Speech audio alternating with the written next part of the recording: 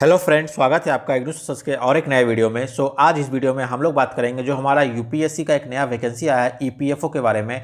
उसका पूरा डिटेल क्या है उसको हम अच्छे से इसमें डिस्क्राइब करके समझेंगे। उसका ऑफिशियल पीडीएफ से मैंने यहाँ पे डाउनलोड करके लाया हुआ हूँ और उसमें से मैं आपको बता के सारे पॉइंट को क्लियर करूँगा। तो उसके पहले मैं ये बोलना चाहूँगा कि ये वाली जो वैकेंसी है ये हमारा जो ट्रांसलेटर की हम तैयारी कर रहे हैं, जो एसएससी सीएसटी या जीएसटी तैयारी कर रहे हैं, उससे टोटली अलग है। फिर भी मैं सबको कह रहा हूँ कि आप जरूर इसको अप्लाई कीजिए। मैं ऐसा क्यों कह रहा हूँ, यहाँ पे देखिए मैंने यहाँ पे कुछ हाईलाइट किया मुख्य बिंदुएं हैं, जिस कारण से आपको क्या इस फॉर्म को अप्लाई करना चाहिए, इसको नहीं छोड़ना चाहिए। इसको हम लोग आगे डिटेल में डिस्कस करेंगे कौन कौन से पॉइंट इसमें इंपॉर्टेंट है और इसका एग्जाम का पैटर्न क्या है, लास्ट ईयर का कट ऑफ क्या था, कितने सारी वैकेंसी लास्ट ईयर आई हुई थी, उसका पैटर्न क्या, एग्जाम का कट ऑफ क्या, सब सारी जो हम लोग इसमें अच्छे से डिटेल में डिस्कस करेंगे। लेकिन उसके पहले हम लोग चलते हैं, पहले ऑफिशियल पीडीएफ जो है वहाँ से देख लेते हैं, वहाँ पे कुछ पॉइंट वहाँ दिया गया है उसको देख लेते हैं, फिर वापस हम लोग अपने इस वाले पॉइंट पर आते हैं। तो ये हो गया हमारा ऑफिशियल नोटिफिकेशन जो उन्होंने यूपीएससी ने दिया है यहाँ पर ईपीएफओ एग्जाम के बारे में यहाँ पे दिया गया है। बहुत लोग यहाँ पे डाउट हो रहा था कि जो हमारा ईपीएफओ का एग्जाम है क्या यूपीएससी का एग्जाम है। देखिए यूपीएससी क्या है, वो जस्ट हमारा जैसे हमारा एसएससी है, जो एसएससी अलग अलग एग्जाम लेते हैं। ऐसे एसएससी में क्या होता है, हमारा एमटीएस का एग्जाम है, सीएचएसएल का एग्जाम है, सीजीएल का एग्जाम है, जो हमारा एसएससी जीएसटी में देते हैं वो सारे एग्जाम। ये एसएससी एक बॉडी है जो हमारा ये सारे एग्जाम को कंडक्ट कराती है। सेम टू सेम जो हमारा यूपीएससी है वो भी एक संस्था है, गवर्नमेंट की बॉडी है जो अलग अलग एग्जाम को कंडक्ट कराती है। उसी में से जिससे हमारा एग्जाम होता है, आपने सुना होगा आईएएस का एग्जाम बोलते हैं हम लोग, सीएससी सिविल सर्विस एग्जाम बोलते हैं उसको, वो यूपीएससी कराती है। सेम टू सेम और भी ज़्यादा सारे एग्जाम होते हैं वहाँ भी करती है यूपीएससी। और सेम वैसे ये वाला वैकेंसी जो आई हुई है ईपीएफओ की आई हुई है, एम्प्लॉयमेंट प्रोविडेंट फंड ऑर्गेनाइजेशन, ये वाले वैकेंसी को एग्जाम जो कर रही है कंडक्ट वो हमारा यूपीएससी कर रही है, इसलिए उन्होंने यूपीएससी ने यहाँ पे नोटिफिकेशन दिया है। अब जो ये हमारा नोटिफिकेशन आया हुआ है ईपीएफओ का, इसमें देखिए यहाँ पर टोटल दो उन्होंने पोस्ट के बारे में मेंशन किया है। इस वाले नोटिफिकेशन में दो पोस्ट के बारे में आया। एक हमारा है enforcement officer and account officer, इसको हम लोग शॉर्ट में बोलते हैं ईओ एओ। ये एक हमारा पोस्ट हो गया जिसमें क्या टोटल 156 वैकेंसी आई हुई है इसके लिए।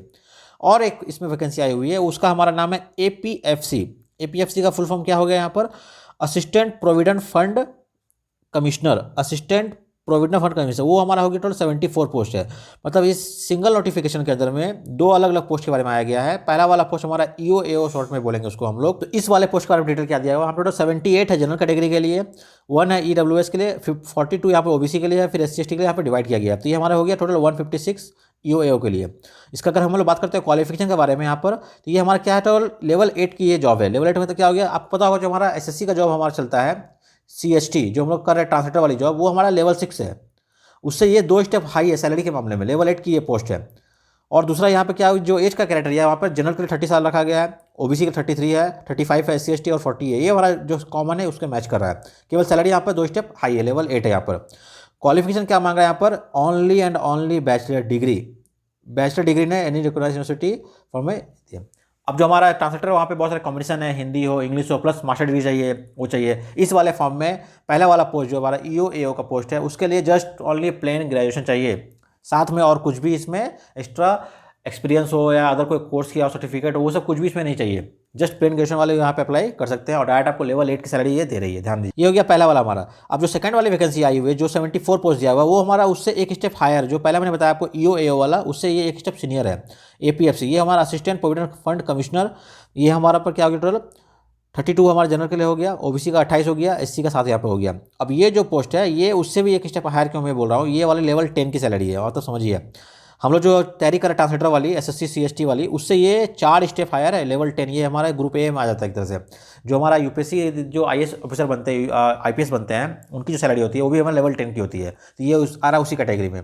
इसके लिए एज कितना चाहिए, हमारा 35 है। देखिए सबसे इंपॉर्टेंट यहाँ पे क्या है, बहुत लोग बोले सर मेरा एज हो गया 31 32 हो गया, मैं और कोई फॉर्म नहीं भर पा रहा हूँ। उनके लिए ये बहुत ही सुनहरा मौका है जिनका एज निकल चुका है, जो दूसरे फॉर्म नहीं भर पा रहे हैं। इसमें यहाँ पर 35 चाहिए उनको जनरल वाले के लिए। बाकी एससी एसटी ओबीसी को एक्स्ट्रा एलॉन्स दिया गया। और इसका क्वालिफिकेशन क्या चाहिए, फिर से same degree from university equivalent, that's all.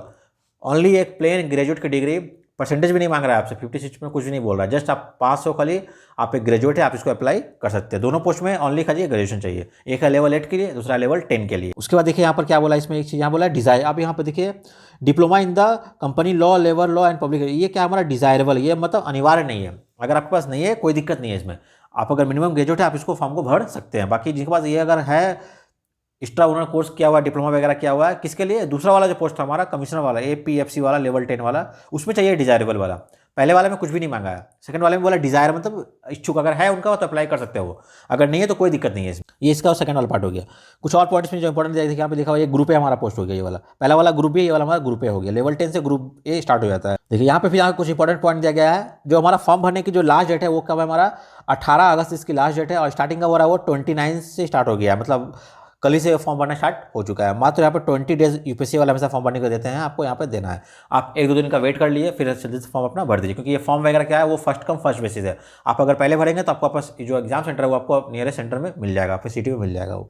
अब देखिए यहाँ पे कुछ और पॉइंट दिया। अब यहाँ से जरा एग्जाम का पैटर्न क्या होगा, एग्जाम में कितने सारे पेपर होंगे, सिलेबस क्या होगा, यहाँ पे डिस्कस किया गया है। पहला वाला क्या है, ये जो हमारा क्या है वो पेन एंड पेपर बेस होगा, मतलब ये एग्जाम आपका क्या होगा, कंप्यूटर पर नहीं होने वाला, एमसीक्यू नहीं होगा। यहाँ पर एमसीक्यू एग्जाम होगा, लेकिन कंप्यूटर के बजाय वो पेन और पेपर के पे लेने वाले हैं, तो वह आपको पेपर में बबल करके सर्कल करना पड़ता है, वो करना है। दोनों पोस्ट का क्या बोला यहाँ पर, दोनों के लिए जो है एग्जाम सेम डे होने वाला है, सेम कंबाइंड होगा। नाम दिया कंबाइंड रिक्रूटमेंट टेस्ट सीआरटी। अब मैं बोला चाहूँगा इस बार, ये जो वैकेंसी पहले जब आई हुई थी, इसके पहले वो एग्जाम अलग ले रहे थे, ईओ का एग्जाम अलग होता था, और जो हमारा एपीएफ उसका एग्जाम अलग होगा। लास्ट टाइम मैंने ये एग्जाम अटेम्प्ट किया था जब, तो फर्स्ट हाफ में मेरा एग्जाम था ईओ का, और सेकंड हाफ में लंच के बाद दिया था हमारा एपीएफसी का एग्जाम। सेम सेंटर में एग्जाम पड़ा था हमारा, उस दिन ही सेम डे था, दोनों का पेपर अलग लगाया था। पर इस बार क्या किया उन्होंने, दोनों को मर्ज करके कंबाइंड एग्जाम उन्होंने मेंशन कर दिया है, और दोनों पोस्ट का एग्जाम वो एक ही साथ लेने वाले हैं। यहाँ पर दोनों पोस्ट का हो गया। अब यहाँ पे क्या क्या होगा, देखिए 2 घंटे का एग्जाम होने वाला है, 2 आवर्स का एग्जाम होगा, ठीक है। सारे इक्वल मार्क्स को होंगे, एमसीक्यू ऑब्जेक्टिव टाइप होने वाला है, मल्टीपल चॉइस क्वेश्चन रहेंगे, और test between Hindi and English आपका क्वेश्चन पेपर रहने वाला है। और यहाँ पे होगा नेगेटिव मार्किंग, कितना है 1/3 आपका नेगेटिव मार्किंग यहाँ पर रहने वाला है, 33% आपका नेगेटिव मार्किंग यहाँ रहने वाला है इसमें, इस एग्जाम में। अब यहाँ पे एग्जाम का जो टोटल मार्क्स है वो यहाँ पे डिक्लेयर नहीं किया अभी फिलहाल इस नोटिफिकेशन में, हो सके आगे वो डिक्लेयर करेगा। पर लास्ट टाइम जब एग्जाम हुआ था ये वाला, तो हमारा लास्ट टाइम क्या हुआ था, 300 मार्क्स का एग्जाम हुआ था हमारा रिटर्न वाला, अब प्लस 100 का होता है इसमें इंटरव्यू। तो इसका कोई मेंस नहीं है, आप प्री एग्जाम देंगे, फिर डायरेक्ट आपका 100 मार्क्स का इंटरव्यू होगा, और फिर आपका फाइनल मेरिट बनने वाला है।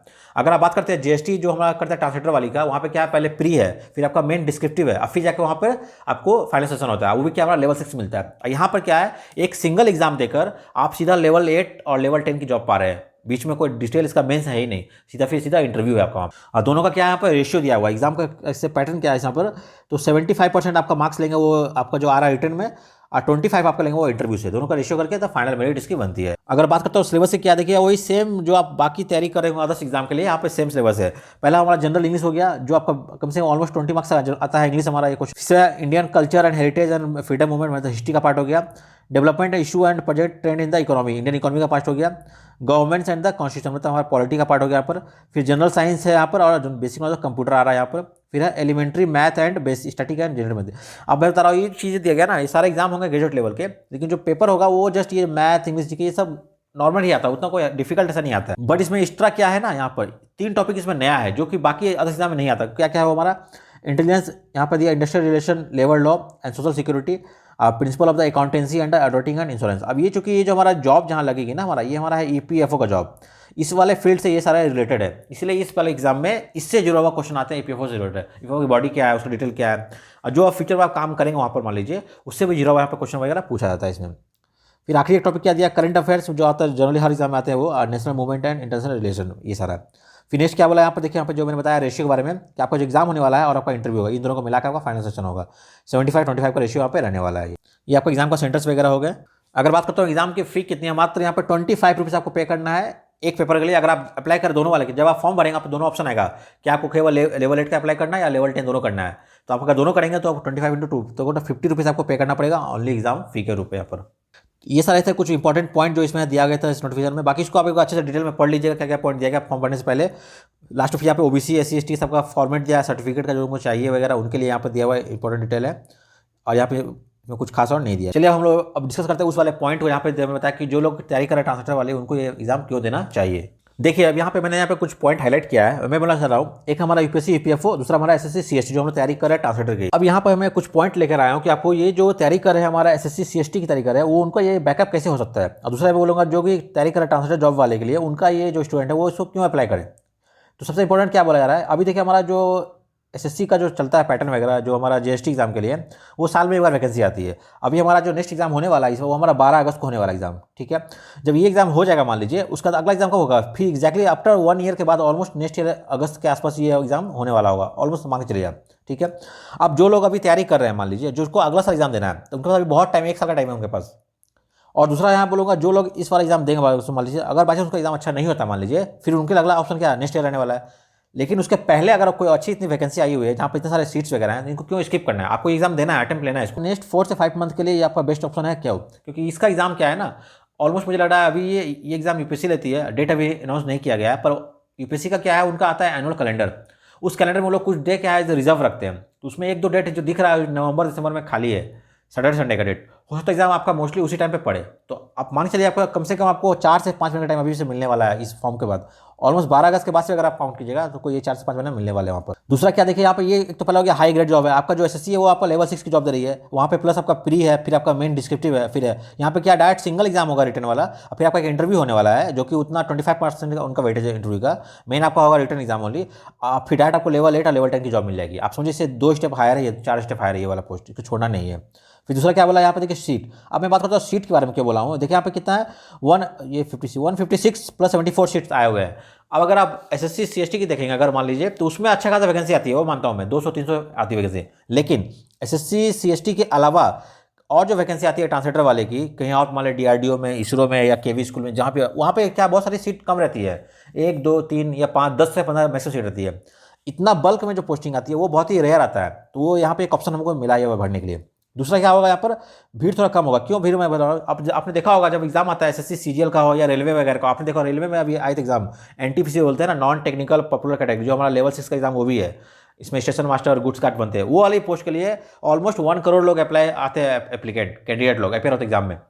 वहीं सीजीएल की बात करूँ यहाँ पे कितने सारे लैक्स में आते हैं, उसके तुलना में यहाँ पर ये वाला बहुत ही कम है। मैं दिखा रहा हूँ आपको, लास्ट ईयर ओनली 2.3 लाख लोग अप्लाई किए थे, लास्ट ईयर भी अराउंड 400 सीट्स आई थी इस वाले पोस्ट के लिए। दूसरा क्या है यहाँ पे, ओनली 1 डे एग्जाम होगा, मतलब इसमें क्या है अदर्स एग्जाम की तरह इसमें कोई नॉर्मलाइजिंग प्रोसेस नहीं होगा, क्योंकि सारे एग्जाम सेम डे पे ऑल ओवर इंडिया एग्जाम होने वाला है और उसका पेपर बेस होगा। अदर्स में अगर रेलवे की बात करता हूँ मैं, सीजीएल का, यहाँ पे क्या होता है, अलग अलग शिफ्ट में एग्जाम होता है, morning shift, day shift, night shift, हर दिन का पेपर अलग अलग आता है, फिर बाद में उसको क्या नॉर्मलाइज करते हैं, किसी का पेपर टफ होता है, किसी का ईजी होता है, इस तरह की चीज़। इसमें क्या होता है, आपका एक सिंगल डे एग्जाम होगा, ऑल ओवर इंडिया सेम ही पेपर सबके लिए रहने वाला है, कोई इसमें नॉर्मलाइजिंग प्रोसेस नहीं होगा, तो मतलब सेम पेपर सबके लिए एक आने वाला है। काइंड ऑफ क्या बोलते हैं आप, जो इक्वल फेयर है वो आपको यहाँ पे वो मिलने वाला है कंपटीशन के हिसाब से देखा था। और प्लस फी बहुत ही कम है इसका, 25 रुपीज़ है ना, फिर प्रोसेस यूपीएससी ले रहा है। दूसरा ये चीज़ हो गया। अब यहाँ पे मेन आता है कि ये सारा पॉइंट मैंने बता दिया आपको करना है, लेकिन अगला आता था कि आप तैयारी करें कैसे, है ना। अब यहाँ पे देखिए 2-3 चीज़ यहाँ बोलना चाहूँगा। पहला है इसका आप सिलेबस, जैसे मैंने आपको ऊपर दिखाया है सिलेबस क्या था। दूसरा हमारा एग्जाम का पैटर्न क्या है, और फिर हमारा पीवाईक्यूज, और फिर हमारा अभी तक जो पैटर्न रहा है मेरे पास ऑलमोस्ट 4 पेपर है पीवाईक्यू वाले, तो उसमें से ऑलमोस्ट 120 क्वेश्चन हर बार आया करते थे। अभी का उन्होंने डिक्लेयर नहीं किया, आगे कोई डिक्लेयर कर देंगे वो, पर जो लास्ट का पैटर्न है हमारा उसको हम मान के चलेंगे एज ए ट्रेंड के हिसाब से अभी, और तैयारी को हम उसका उसी को फोकस करके करेंगे आगे। ये देखिए ये इसका था पैटर्न, मैंने दिखाया आपको एग्जाम का, ये था हमारा सिलेबस वगैरह। आप इसमें देखिए कुछ सिलेबस क्या है, यहाँ पे कॉमन था, जो स्टार्टिंग का था ये सारा कॉमन है, लेकिन लास्ट में जो 2-3 टॉपिक है वो यहाँ पे नया है, वो टॉपिक क्या अलग है। ये वाला टॉपिक क्या है, जो लोग भी इसको अप्लाई करेंगे, मान लीजिए मैक्सिमम क्या होता है ना, जो लोग तैयारी कर रहे हैं यूपीएससी वगैरह सीबीएसई वाइज वाले, वो लोग इसको अप्लाई करते हैं, वो लोग एज ए बैकअप लेते हैं इसको, लेकिन वो यूपीएससी सिविल सर्विस में ये 2 सिलेबस में नहीं है, ये पार्ट नहीं है, ये हर सबके लिए नया ही होगा। जो लोग भी इसको एग्जाम देंगे उनके लिए 2 टॉपिक नया रहने वाला है। बाकी जैसे हिस्ट्री हो गया, इकोनॉमी, वो सारे वो लोग पढ़ के आ रहे हैं, मान चलता हूँ। जो एसएससी वाले आ रहे होंगे उनका सब मैथ होगा, इंग्लिश वो करके आ रहे होंगे। जो हम लोग जो कर रहे हैं तैयारी ट्रांसलेटर वाले के लिए, हम लोग क्या है, हम लोग हिंदी और इंग्लिश खाली पढ़ रहे हैं। तो जैसे हमारा जो पहला पार्ट है इंग्लिश वाला, ये तो हमारा होना चाहिए ना, कम से कम 20 नंबर का क्वेश्चन आता है इंग्लिश में, मतलब आउट ऑफ 120 20 क्वेश्चन आते हैं डायरेक्ट इंग्लिश से ही आते हैं। तो वो तो आपको यहाँ से करना पड़ेगा, वरना एक टॉपिक हमारा फेवर में है। बाकी जो बच गया इसमें से क्या वो लोग वेटेज लेते हैं, कभी 10 क्वेश्चन 5 क्वेश्चन ऐसे करके आते हैं। लेकिन ये जो टॉपिक दिया गया है हमारा, जो मेन है इस एग्जाम के हिसाब से देखा जाएगा, industrial relation, labour law, social security, principle accountancy, इसमें से कहीं ना कहीं ऑलमोस्ट दोनों मिला के आपका 40 क्वेश्चन आते हैं कम से कम, दोनों ये तीनों टॉपिक मिला 40 से 45 क्वेश्चन आते हैं इन 2 टॉपिक को मिलाकर। बाकी जो बच गए उसमें से आपका 20 नंबर का हो गया इंग्लिश ही, ठीक है। बाकी जो बचे उसमें से मैथ है, इंग्लिश है, कंप्यूटर है, साइंस है, जनरल साइंस है, करंट अफेयर्स है, सबको मिक्स करके आते हैं। तो क्या है आपको इसको स्मार्टली देखना पड़ेगा कैसे हम उसको तैयारी कर सकते हैं। अब यहाँ पे जैसे मैं दिखा रहा हूँ, जो मैंने बताया कि तुलना करके क्या है, एसएससी वाले आते हैं, सीजीएल आते हैं, ये सारे ये 3 टॉपिक को इंपॉर्टेंट फोकस करना है। अगर मैं आपको लास्ट ईयर कट ऑफ क्या था मैं दिखा रहा हूँ, लास्ट ईयर आपका 400 में से ओनली 260 कट ऑफ था, मतलब 65% में आपका फाइनल सेशन हो गया। मतलब ऐसा नहीं है कि आपको आउट ऑफ 100 ही करना है, 100 में से ओनली 65 में से आपका फाइनल मेरिट बन रहा है, कट ऑफ बना था वहाँ पर। अब यहाँ पे आप उसको तैयारी करेंगे कैसे, देखिए यहाँ पे मैं बोला जा रहा हूँ। यहाँ पे दूसरा एक है आपका पेड बैच लेना, एक है आपका सेल्फ स्टडी करना। क्या पॉसिबल है सेल्फ स्टडी? जी हाँ, बिल्कुल पॉसिबल सेल्फ स्टडी। आप अगर जाकर यूट्यूब सर्च करेंगे, बहुत सारे चैनल है जिन्होंने अच्छे से पूरे डिटेल में सारे टॉपिक को पढ़ा दिया है। वो जो मैंने आपको बताया ऊपर, अकाउंटेंसी, लेबर लॉ, रिलेशन, ये जो 3 टॉपिक यहाँ पे बताया इंपॉर्टेंट है, इन तीनों टॉपिक को बहुत सारे वीडियो बने हुए हैं यूट्यूब में, डिटेल में पूरा पढ़ाया हुआ है। अगर आप उतना खुद से नहीं कर पा रहे मान लीजिए, तो फिर आप बहुत सारे चैनल को जो है पेड बैच ले सकते हैं। उससे क्या होगा, आपको जो टाइम थोड़ा सेव हो जाएगा, आपको प्रॉपर गाइडेंस मिल जाएगा।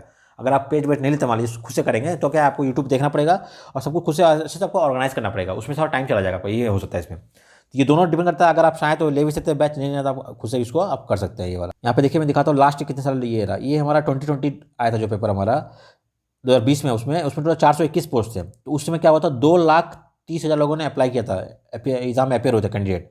और अगर मैं बात करता हूँ कट ऑफ की बात करता हूँ, अगर यहाँ पे देखिए ये कट ऑफ दिया हुआ है, तो जो कट ऑफ था लास्ट ईयर का वो हमारा जनरल कैटेगरी के लिए था 259, है ना। ये हमारा था किसमें 187 आया था उनका 300 में से, जो एग्जाम हुआ था हमारा MCQ वाला, और इंटरव्यू में 50 नंबर लाया गया था मिनिमम। तो दोनों को मिला के उन्होंने मेरिट बनाया है, ये हमारा 400 में मेरिट बना था, टोटल 259, मतलब ऑलमोस्ट 260 मार्क्स में 400 में फाइनल किया था। किसके लिए, यूआर कैटेगरी के लिए, बाकी SC ST का सबको अधिक कम हो गया।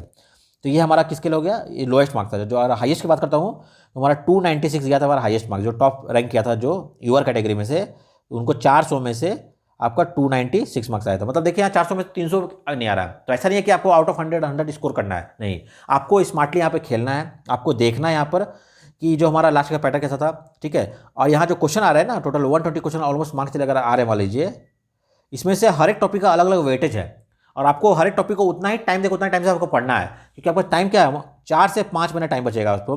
और इस एग्जाम में जो ये जो टॉपिक है ये बहुत ही इंपॉर्टेंट है। ये टॉपिक सबके लिए नया है, जो SSC का रहा है UPSC का वो लोग भी पढ़ेंगे।